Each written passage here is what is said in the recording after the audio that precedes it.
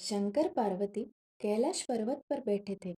पार्वती ने शंकर भगवान से पूछा, महाराज, सब व्रतों में सबसे अच्छा व्रत कौन सा है जिसमें कष्ट कम और फल ज्यादा मिले?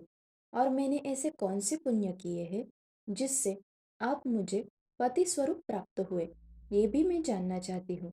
तब महादेव ने कहा, जैसे सभी नक्षत्रों में चांद श्रेष्ठ, ग्रहों में सूर्य और चारों वर्ण में ब्राह्मण श्रेष्ठ, उसी तरह हरितालिका व्रत सबसे श्रेष्ठ व्रत है। उसके बारे में मैं तुम्हें बताता हूँ। वही व्रत तुमने पिछले जन्म में हिमालय पर्वत पर किया था और उसी पुण्य की वजह से मैं तुम्हें प्राप्त हुआ हूँ। सुनो, यह व्रत भाद्रपद महीने की पहली तृतीया को करना चाहिए। मुझे प्राप्त करने के लिए तुमने बचपन में बड़ी तपश्चर्या की। 64 वर्ष तक तुमने सिर्फ पेड़ के पके हुए पत्ते खाए, ठंड, बारिश, धूप, सब तकलीफें सहन की। तुम्हारे इन्हीं परिश्रम को देखकर तुम्हारे पिता को बहुत दुख हुआ और ऐसी कन्या किसको दे, ऐसी चिंता उनको सताने लगी। तभी वह नारद मुनि आए। हिमालय ने उनको प्रणाम किया और वहां आने का कारण पूछा। तभी नारद मुनि ने कहा, तुम्हारी कन्या अब उपवर हो चुकी है। उसका विवाह भगवान विष्णु के साथ किया जाए, वही उसके लिए योग्य वर है। और भगवान विष्णु ने ही मुझे आपके पास रिश्ता लेकर भेजा है। यह सुनकर हिमालय बहुत खुश हुए और वह शादी के लिए मान गए। उसके बाद नारद विष्णु के पास चले गए। तुम्हारे पिता ने यह बात तुम्हें बताई, पर तुम्हें उनकी बात पसंद नहीं आई। तुम गुस्सा हो गई और तुम्हें गुस्से में देखकर तुम्हारी सखी ने गुस्सा होने का कारण पूछा।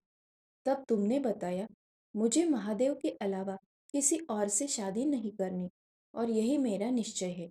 और फिर भी मेरे पिताजी ने मुझे विष्णु को देने का फैसला लिया है। अब मैं क्या करूं? फिर तुम्हारी सखी तुम्हें जंगल में लेकर गई।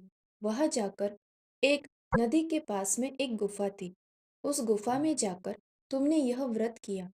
वहां पर मेरा लिंग पार्वती समीप स्थापन किया, उसकी पूजा की।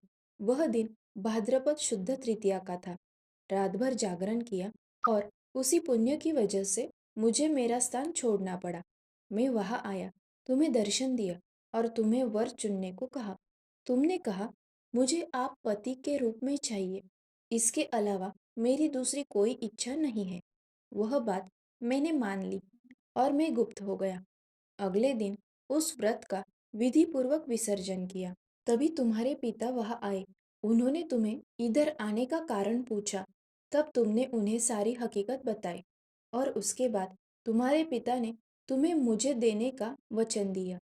तुम्हें घर ले आए। उसके बाद शुभ मुहूर्त देखकर तुम्हें मुझे अर्पण किया और इस तरह तुम्हारे इस व्रत से तुम्हारी इच्छा पूरी हुई। और इसी व्रत को हरितालिका व्रत कहते हैं।